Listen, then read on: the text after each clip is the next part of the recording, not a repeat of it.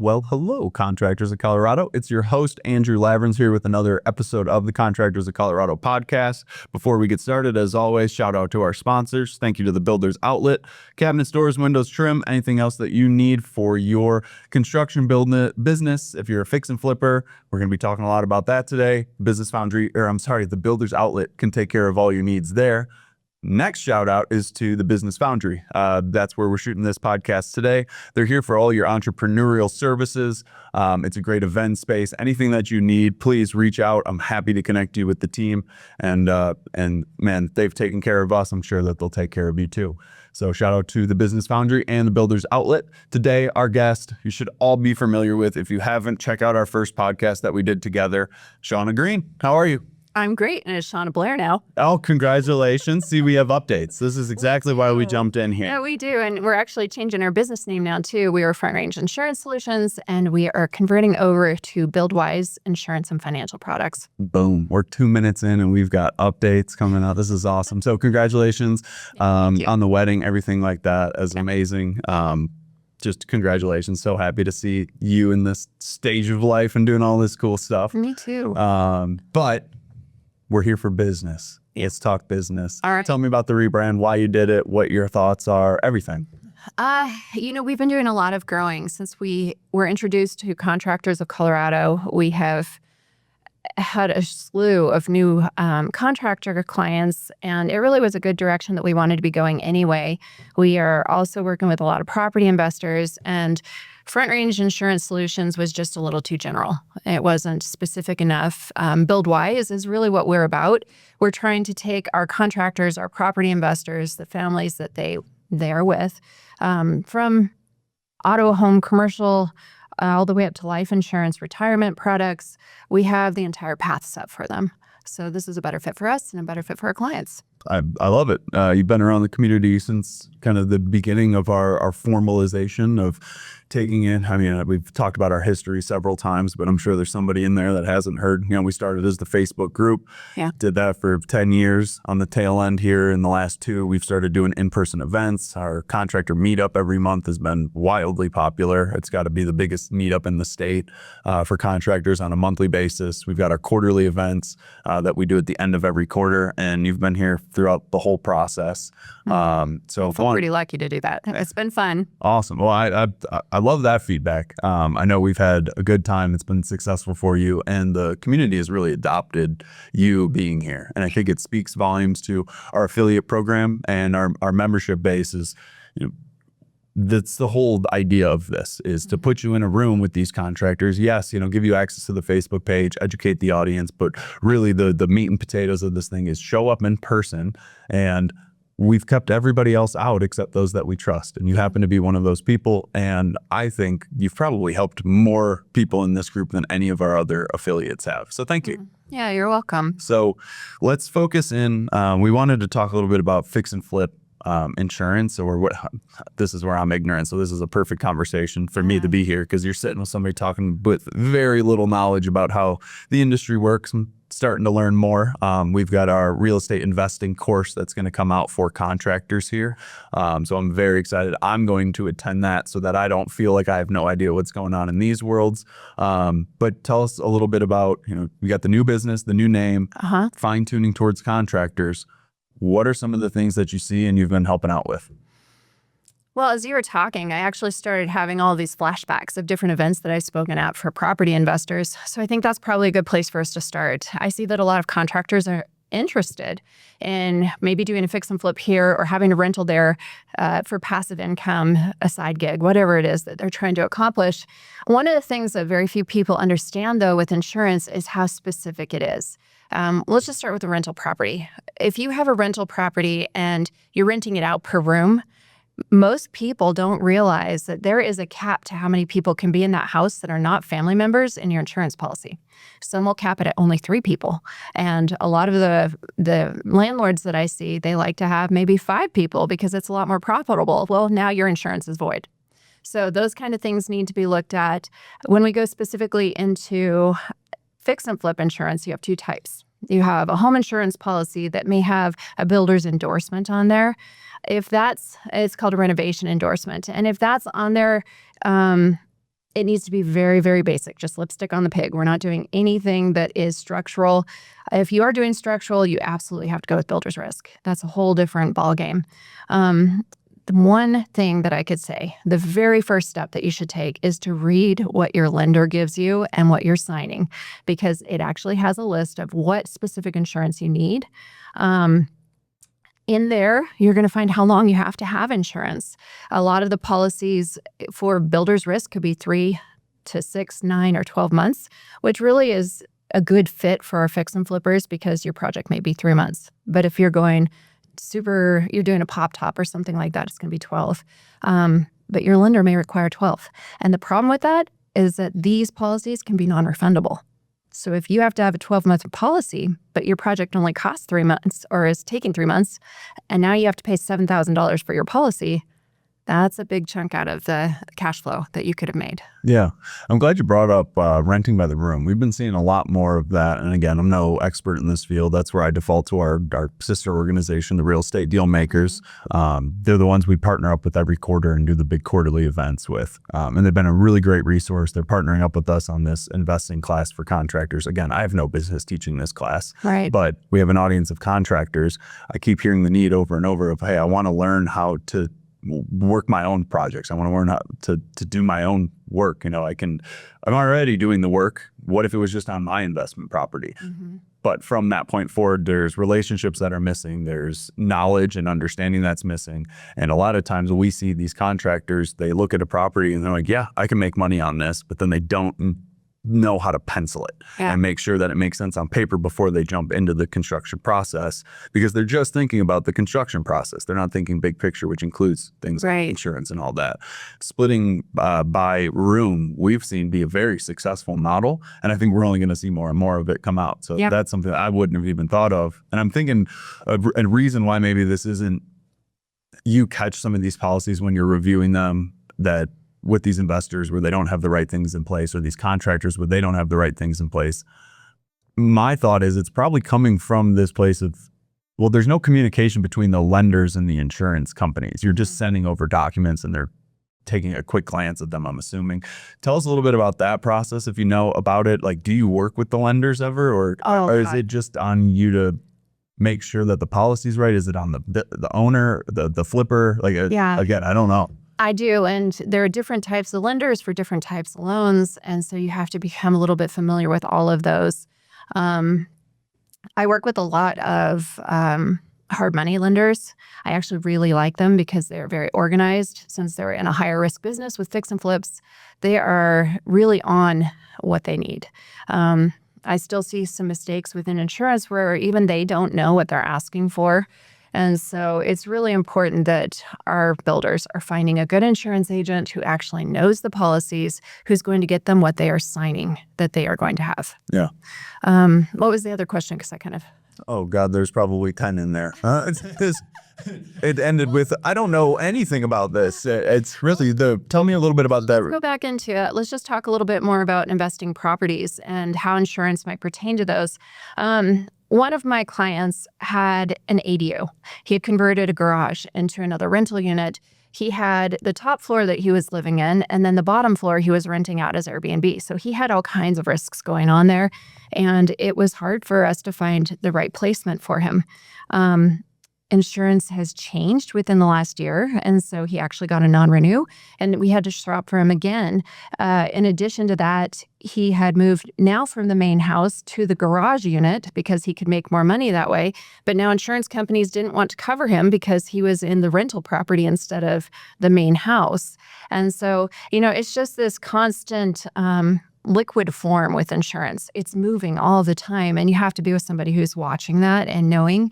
And the fact that we are really specific to contractors and property owners helps us a lot, because now we're not the jack of all trades, the master of none. We're trying to just master the things that we are really wanting to focus on. That makes sense. I'm trying to think of some other ones. A big one to remember, though, is with Airbnb, it's going to be a safety factor. You have to make sure that you have an outside exit, that they're not coming in through your home, because insurance companies don't like to see that you're going to have all kinds of random people coming in through your home, and things could be stolen. You could have vandalism. You could have sexual assault, like anything could happen, right? And so think safety, just like your workers' comp. You're going to want to make sure things are safe, and you're going to get better premiums. You're going to be able to have more options with companies. Yeah. One thing that you mentioned is how liquid and changing it feels like more so in these last few years. And I don't know if it's just awareness since I've been brought into this world, or it is truly, it's just we're dealing with a bunch of firsts here in Colorado. Yeah.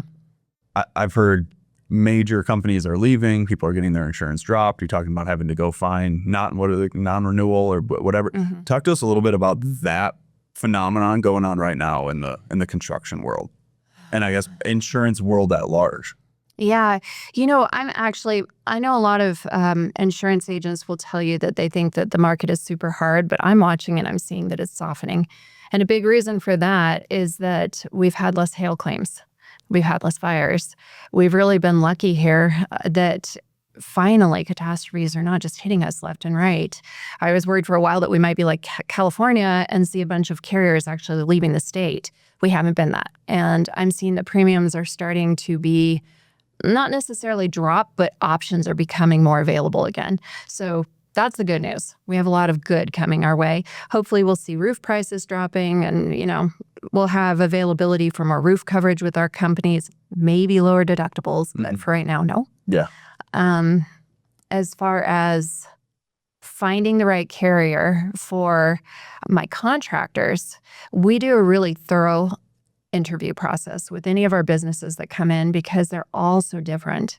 And we try very hard to find out what they are doing. One of our contractors here, he is an electrician. He had been with a company, and as we did our interview process, we found out that he does EV ports in homes. Well, lo and behold, the policy that he had currently didn't cover those. So that's one thing that we're trying to do to make sure we're finding the right fit, even after non-renewals or whatever else. You don't have to panic. You just need to find a good agent who can help you find a policy that's going to work still. Is that the answer in this world of insurance?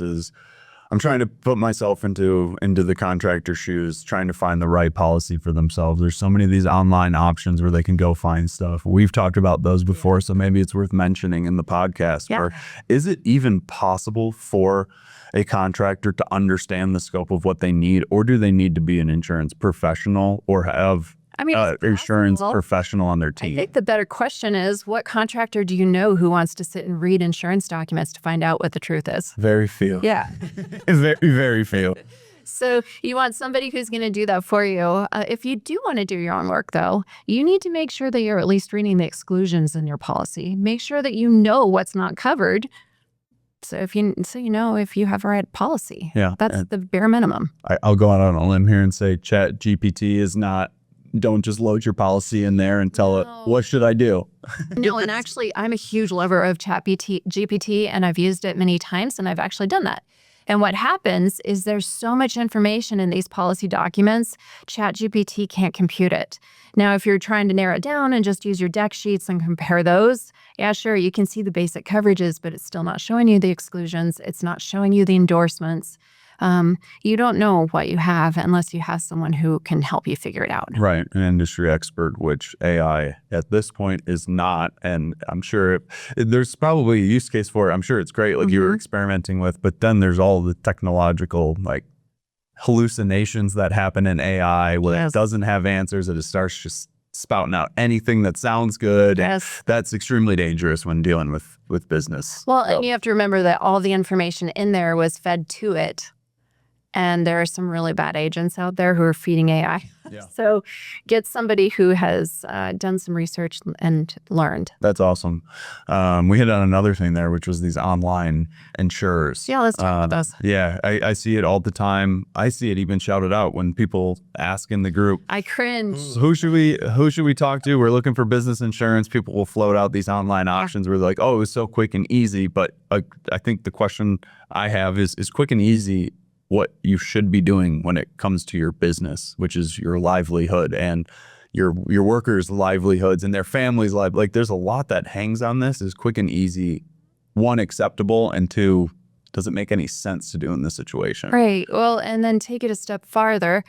If I have to take a test to get a license, and I have to train to get that license, and I have to continue an education every single year. Why on earth is it even an option to just buy insurance online? That's dangerous water to be treading on. In fact, the electrician that I was just talking about with the EV port, he was with that online company that everybody refers to on Contractors, that they say, hey, go here, it's the cheapest. Well, yeah, it was the cheapest unless he had a house burned down because of an EV port. Right. Yes. At the end of the day, there's a reason why we need insurance for Right. our businesses, and it's not just to send somebody money and check a box. It feels like that sometimes, but it's insurance. You're insuring against the catastrophes that can happen during the construction process. Well, and let's just talk about some of the bigger ones. Some of the online companies like Progressive and Geico and Next and Hiscox. I write with all of those. Why would you not come to an agent who can do that for free? Yeah. And you're still paying the same price. Right. That makes sense. Well, it's awesome. Is there anything else that you've been floating around? I'm kind of bumping up against all right, we're talking about technology, like the AI side of it, how it can be helpful, but can also be terribly misleading. Same with the online servicers. What else are you seeing in your world that's worth mentioning right now? Well, I guess I would go back to, why don't we talk about GCs for a little bit? I write a lot of GCs. Let's just talk about some of the fundamentals that you need to know when you're trying to get insurance. Insurance companies are going to look at you as a GC they want to know a few things about you. They want to know your gross receipts, they want to know your payroll, and they want to know what your sub costs are. That's a really big part of it. And the thing that a lot of GCs don't understand is that there is a paper GC who subs everything out. And then there is a regular GC who has maybe 30% or less subbed out. And insurance companies like this guy more, for the most part, right? But because I have a lot of carriers, I know who likes this guy. And so it is possible still to get them into what is called the standard market, which means that they have met all the state's requirements. For most parts, though, they're going to be outside of the standard market, just depending on what they're doing. So that's one thing that GCs should be thinking about. The other thing that they need to be thinking about is their organizational system. They need to be organized.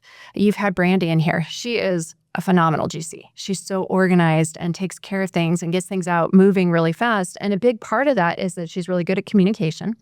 Some of my other amazing GCs are people who use technology, and they've found a really good system to keep track of certificates of insurance and all of their receipts and the records, whatever type. You want to make sure that you're keeping your certificates of insurance for 7 years, because that's how long you can be sued here in the state of Colorado. You want to make sure that you don't have a subsidence risk. What that is when the earth is shifting here in Colorado, we have a lot of claims for that. The neighborhood that was just hit by the Marshall Fire, I grew up right around there. And I remember when all those brand new houses were built, all of a sudden the foundation started to sink and you'd see cracked driveways and cracked basements. And that caused a lot of lawsuits. That's subsidence. Got it. So let me think, what else would a GC need to know? One tip that I give to my guys and my girls is that they should consider having 2 bank accounts, so that they have a bank account for materials and all other, and then one for labor. Because now when they have an audit, it's so easy. They just send in the bank accounts. They can prove exactly what they've spent on what, and they're not going to worry about their workers' comp or their general liability. The premiums are going to be fair. Yeah. I think bank accounts, Sheena talks about that all the time. Yeah. A fractional CFO around here is just understanding, stopping your operations of your business out of one bank account and just looking at that number and getting a feeling from that number. Way too many of us do that. Don't pay cash. Yeah, right. You need a paper trail. Yeah, paper trails, and making sure that you built in the profit for yourself and all of those things, and profit, or the ability to cover all of your expenses, including insurance and all of that. That all makes sense. One thing that I think, as you were telling that story of working with GCs, we're doing this general contractor exam preparation course. Still a mouthful. Still haven't figured out how to shorten that up. We went with GC exam prep course. That shortens it up a little. That's still a mouthful. And we've had tremendous success helping these skilled tradespeople take that journey and get their general contractor's license. Yeah. And one thing that we've seen is, and I think speaks to this, and I could use some of your advice on, is we're taking tradesmen and moving them into licensed GCs. And it's a really pivotal moment for a lot of their businesses, their lives, the work that they can do in the future. It's very exciting for a lot of us. But one thing we haven't spoke to at all is, other than for the brand side, the image side, all the things we know best, what does this mean for your business moving forward in terms of insurance? Do you have conversations with people that are making that turn into becoming a GC? And what does that look like at the front end of it? Because with them, my first thought is, you're saying these things. We need to know sub costs. We need to know this. They're going to sit there and go, I don't know any of this. Yeah. I just got my license. I just licensed this new business. Yeah. What do I do here? So one of the things that we've put together for our GCs is a packet of documents that help them to understand what it is they're going to need. We have a subcontractor agreement. I've actually pulled several from my insurance carriers that are specific to contractors, because I figure they're paying the big boys to create these documents. They have some really high-end attorneys, and all of these subcontractor agreements mesh with what their requirements are for insurance needs. And so I give those out all the time, and my contractors are so grateful for those. The other thing that I have created is an example of what a certificate of insurance should look like. You have to make sure you're getting certificates of insurance every single job before the work begins. And if you're signing a document on your insurance and you're saying that you're getting that and you don't, and they can't get every single certificate of insurance from you by the time that it's an audit, they can actually deny a claim. They can cancel your insurance because you're not following through with what you signed for. Yeah. The other thing that I would say for them, again, call a good agent who wants to talk with you. My guys, they'll ask me what those things are. And don't be embarrassed to ask. If you don't know, ask. Yeah. And I take the time to make sure that I explain what those things are, so let's just really quickly go through that. So gross receipts. Gross receipts is everything that comes into your business before you pay taxes, material, and labor. So everything, right? It's gross, big.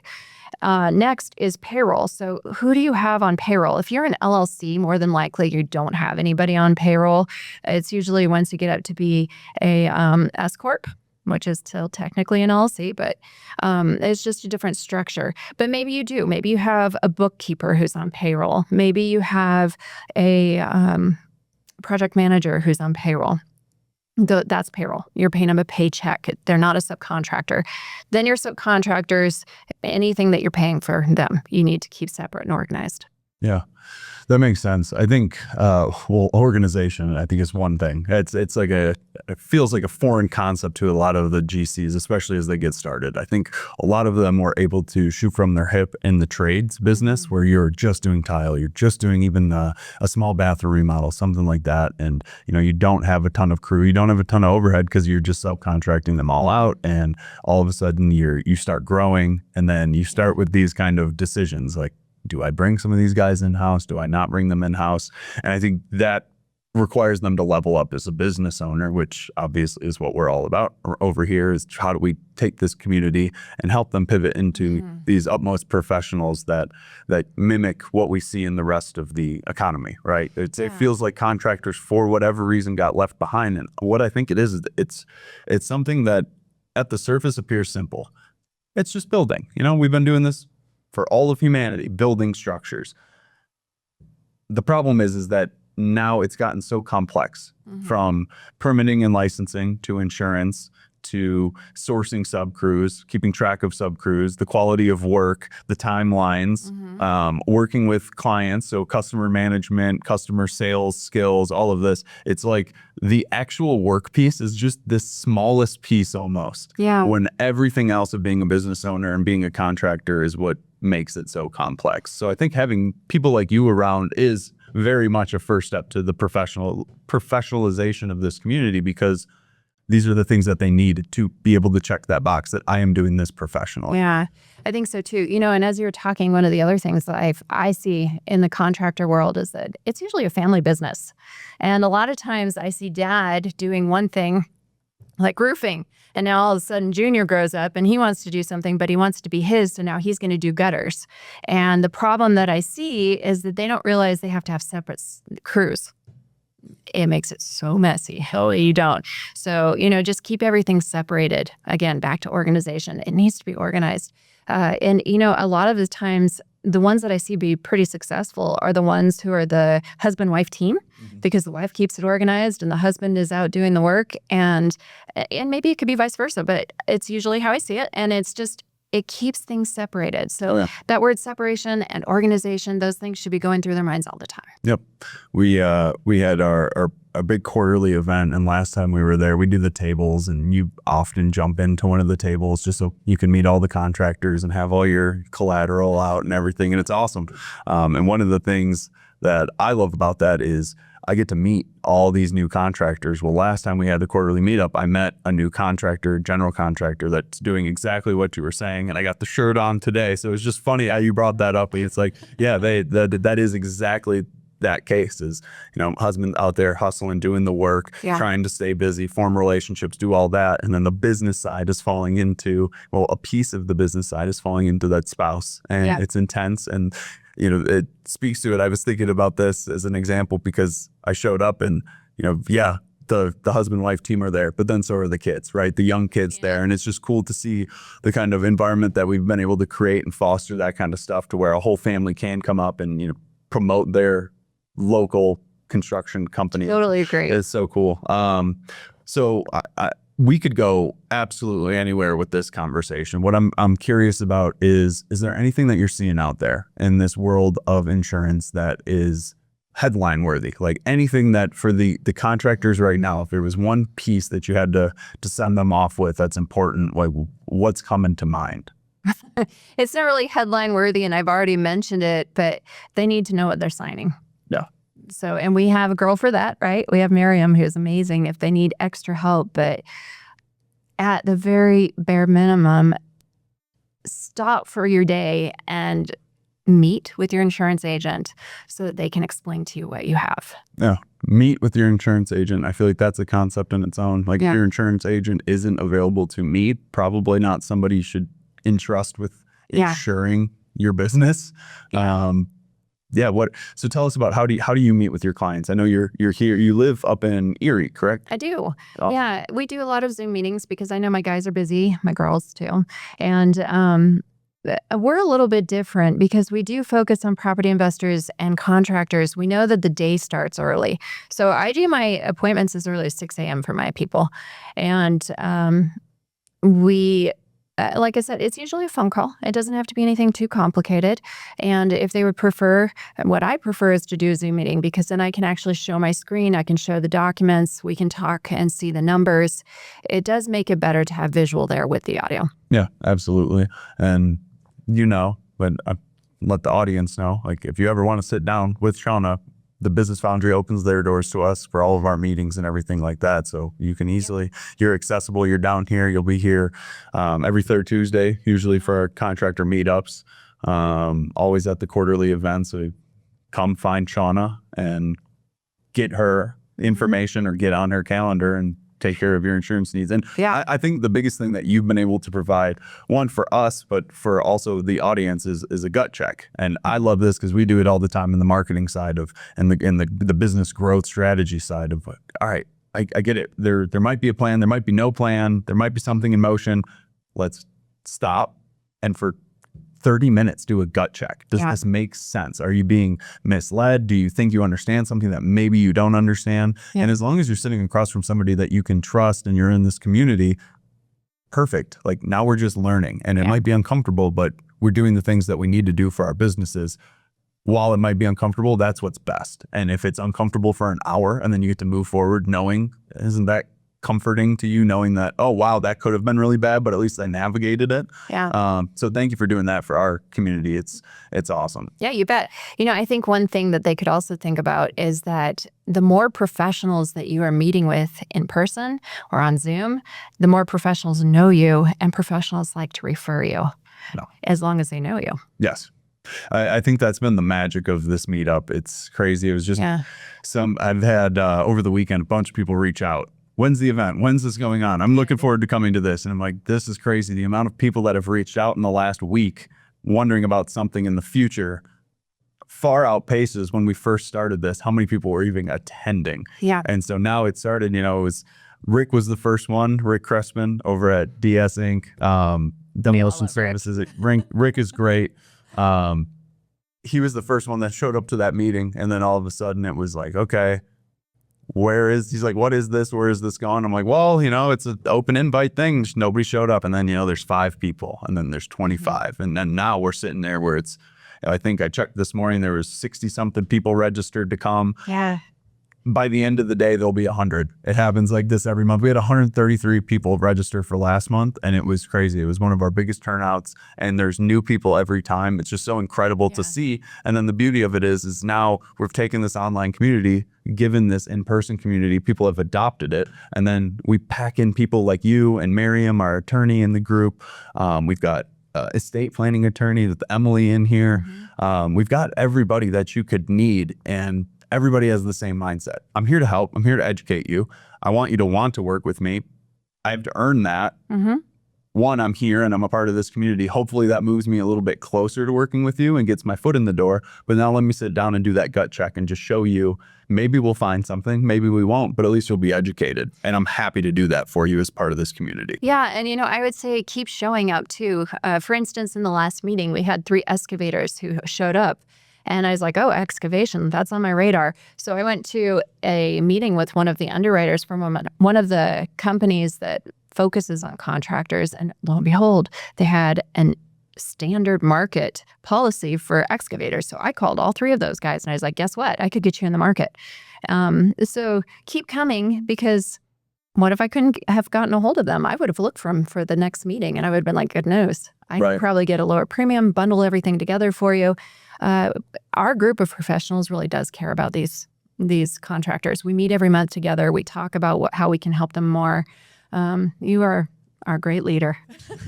I can't take any credit at all. Yes, you can. And you're really good at this. And because of the love that you have for our guys, like this has become an amazing place for our contractors. The people who keep showing up are the ones who I see have businesses that are growing. Yeah. Well, thank you. It's been really cool. I think I mentioned this on one of our previous podcasts that it went from, Rick being the one and the 10, and the numbers are one thing, but even if there was 10 of us that committed to meeting up monthly and it stopped there, which it grew way past that, but it's been very cool to see those that were there in those first few meetings and the first 5 of them. Yeah. And it went from handshakes and introductions to now hugs and celebrations and where are you on that site? And like, what are you doing here? I need you on my site. And it's just all of these, the true genuine connections that you get to see where it's like, yeah, there is that pride of like, oh, proud parent, like getting to see the kids like, hey, you came in here and you were just trying to get more work. And that's so many times the mentality is, I just need more work. And it's like, well, why do you need more work? Are you trying to be more profitable? Are you trying to make more money? Are you trying to, enhance your life? Like, what is the goal of this business? And kind of shake them a little bit. Remind a lot of these contractors that to even make it to an event once a month is potentially the first time they're focusing on the business. That's not something like bookkeeping or something like trying to figure something out at 11 p.m. when it's just like, I've been working all day. I've been on the job site. It's a really big first step to get these people in the door. But once they're in here, it's like that light bulb starts to go and they're meeting other people that are further along. They're connecting with other people that are in the same stage that they are. And then they realize like, oh, wait a minute.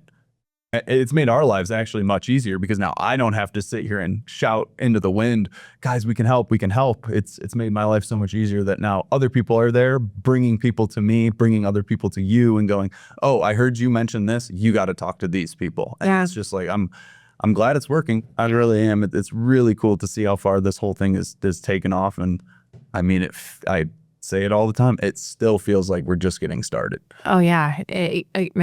It's also liquid, constantly moving. Constantly. So, but building.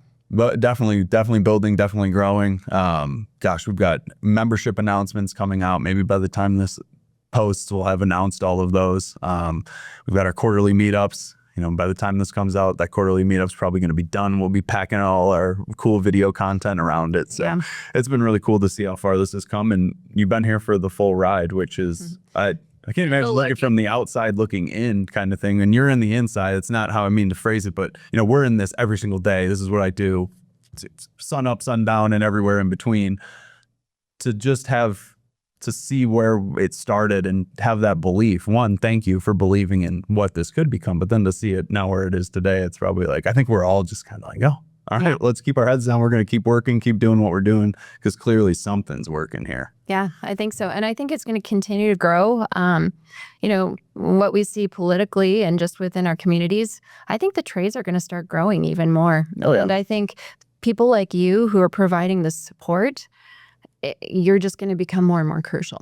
And this group definitely is going to become. I appreciate it. That's something that I don't think we even are considering won't be an option. I think that if we just step back into where's the money going? Like, let's look where the money's flowing in our economy. Private investment 5-10 years ago, tech. Everything was looking at tech because it was new, it was exciting. Then all of a sudden AI came and we invested in AI and it's all really exciting. AI is not going to touch home services. It's going to touch aspects of home services in ways that I think are just going to make us more powerful. Communication, all the things that are hard to do when you're on a job site. I think that's going to take over. AI will help us in those areas. Or what AI is not going to be able to do is, plumb your house, frame a house, do all of those things, at least no time soon, right? And that's where, when you look at where the money's going, all of those private funding dollars that used to go to tech, not all of them, but a chunk of them have pivoted to home services. And that's something that we're seeing is, do we want massive corporations with tons of cash and investment firms and investment groups? Do we want them making the decisions on what construction looks like in the future of America? How Henry Ford of you. Oh God, it's very much like, I don't know if we can allow that to happen. And here's the thing, it's already happening. You see these groups, I was going to say, we're not going to name them. Let's name them. Neighborly out there. We've got a group like Neighborly backed by massive amounts of money coming into local markets and buying up anybody that's doing anywhere from 2 million plus in revenue. And what they're trying to do, it's not about you. It's not about your business. It's not these cool acquisitions that we celebrate over here. If you've grown your business to a certain point, somebody else wants to buy it. That's something to celebrate. But when these guys are the one coming to the table looking to buy, we know what that means the next year for that business. We're crushing your brand. We're putting you into this franchise model, and we're going to come in and standardize pricing, standardize everything in this region. And unfortunately, it's very, very predatory on the homeowners. And that's the thing that I think we can help counteract. Is it's not that I don't like private money coming in to help grow these businesses. It's the decisions that they're making in the boardroom of, hey, let's swallow up a market, let's jack up the price, homeowners don't know, their right from their left when it comes to an HVAC system repair versus a whole new purchase. Well, repairs 1,000, brand new systems, 20 grand. Let's see if we can get them to sign a finance contract for the 20 grand with unfavorable interest rates. All of a sudden, this has nothing to do with construction. This turns into some crazy boardroom decisions. And I think that's where a lot of my passion for this comes from, as well as we're not going to stop that. How do we counteract that? Keeping it grassroots. Exactly. How do we keep this grassroots enough to where we can start competing with them being the numbers? They have only their few companies and what they're able to influence. We have the reach of being able to influence the construction industry across Colorado. And the more that our members buy into that mindset, the more we can start our own directories, our own places where people go to search for their contractor base. And all of this is in our horizon with this membership. The new hats I'm having here, we're all swagged up. We've got everything ready to go. So we're very excited for the new membership announcement and everything that's going to come with that. I'm intentionally keeping it vague because I don't want to give away too much, but we've established great partnerships that we're about to announce to the group. And I think it's something that everybody can benefit from, big, small, or in between. So we're keeping on over here. It's just really exciting to be sitting across the table from somebody who's been here from the very beginning of, hey, let's see if they'll show up in person and let's see if we can help them in a meaningful way. And the first thought there was, all right, let's stop all the other people that are just predatory that want to show up to these meetings just to sell them something. Let's find people who care. And you are that. So thank you. Rant over. That's it. I'm done. Thank you. Well, I feel pretty honored to be here and be a part of this group. It's pretty special to me too. Of course. Well, as we're kind of wrapping up here, I've asked you a few times, but I want to throw it back. Open mic. Is there anything today that you wanted to talk about, you think is important information? Anything at all? You want to talk about how great your wedding was? This is your time. The mic is yours. What would I do? Yeah, I want to give a tidbit of advice to my contractors because I see a lot of the guys who even show up to our meetings and they have business cards that don't actually have their name on them. They only have their company. It's really important that your clients know who you are specifically. So I know it costs a little bit more to have individual cards, but make that investment because just like you were saying, we're trying to keep this personal, grassroots. People want to know who you are. They don't want to work with the big business. They want to work with someone who's personal. So get out there and show them who you are. Oh, well, I'm happy to help any of these contractors. Business cards and Lego. Like, talk about the easiest, but go back into my entrepreneurial story. When we created our logo, it was such a moment. Like we were doing all kinds of business before we had our logo. We had, an old logo that we would use and it was working, but it was the creation of the new logo was like this. It made it feel real. Yes. And I think and then the business card was another one of those moments where you get your business card, it's got your name and your logo and, your catchphrase, whatever you want on there. The critical information to contact is what you need on there. Yeah.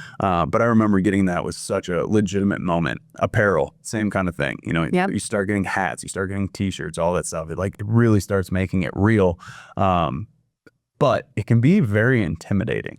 Yeah. And that's one thing that I didn't anticipate because I'd been helping business owners for a decade with their brand, their business, and everything like that. And it was just so eye-opening when I got to actually not just put myself in their shoes, but be in those shoes. Yeah, me too. And you get those first business cards, and it is such a, whoa, this is real thing. And I think subconsciously a lot of these contractors fight that because it does make it real. It does make it legitimate.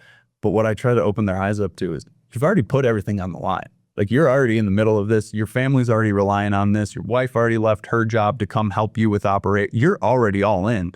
Now it's just becoming a hindrance to getting work, getting help that you need professionally, all of those things. So it's an icon for success, right? We try and make it as easy as possible.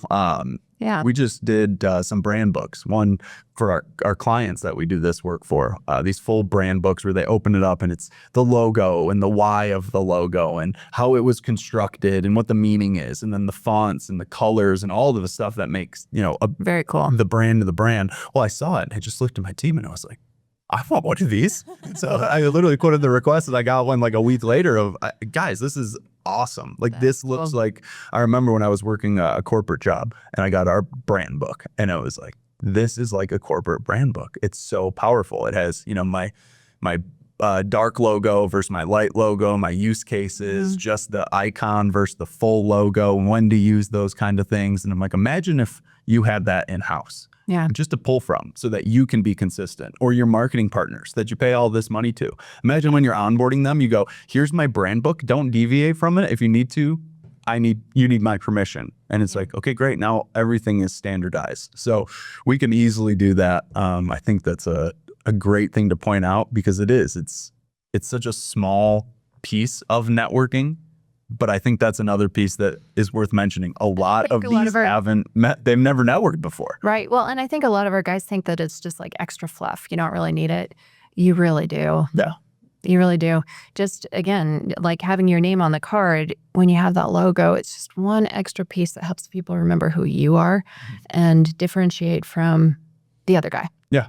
Absolutely. Oh man, and there's so much you can do too. Once you start getting business cards, you can scan them. You can go into your CRM software. Oh man, there's so many different things that you can do. But I'll cap it there. Thank you so much for your time. I learned a lot. First off, I think the advice you have, even if I don't even understand it all, I think it makes me more comfortable to step in and go, you're the expert. I think that's clear that you're the expert here.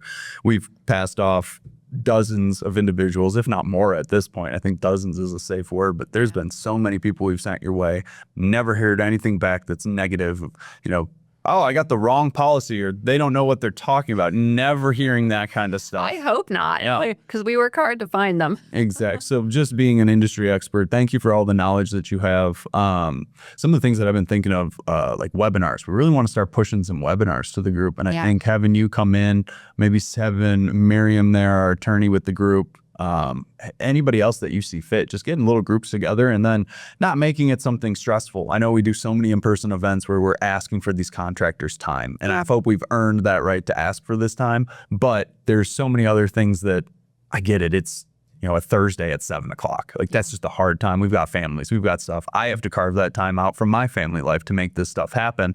What are some spin-off ways that we could do this? And I think podcasts are one that's nice. We can also clip them up, and it's just quick content that we can help educate these guys as they're scrolling through their Facebook at 9 or 10, 11 midnight. Yeah, I agree. But it's also nice because it's going to be specific toward them, not just some random podcast. Exactly. Right. So I think if we can start doing some of those educational lessons packaged, if they want to jump online and ask questions, it'll be live. But if they missed it or want to save it for later, perfect. It's a pre-recorded thing they can download. So I think that's a no-brainer for us to do in the future here. So Awesome. I'm going to go out on a limb and say I look forward to doing that with you. I would love that. Awesome.